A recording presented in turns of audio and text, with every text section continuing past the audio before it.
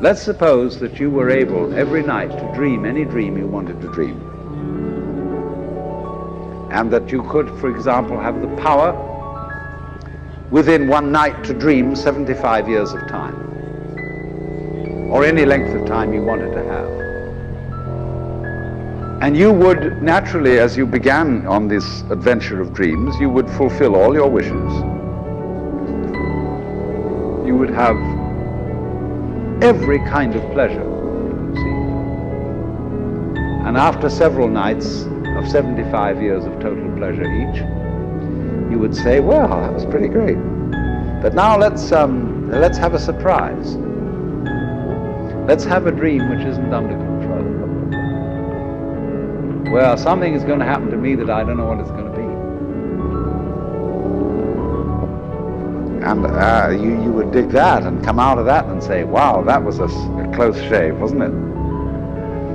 And then you would get more and more adventurous, and you would make further and further out gambles as to what you would dream. And finally, you would dream where you are now. You would dream the dream of living the life that you are actually living today. That would be within the infinite multiplicity of choices you would have, of playing that you weren't God.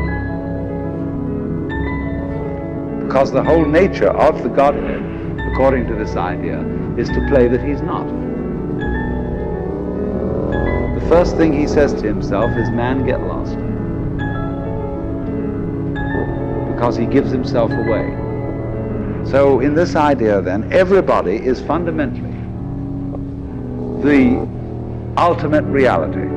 Not God in a politically kingly sense, but God in the sense of being the self, the deep down basic whatever there is. And you're all that, only you're pretending you're not.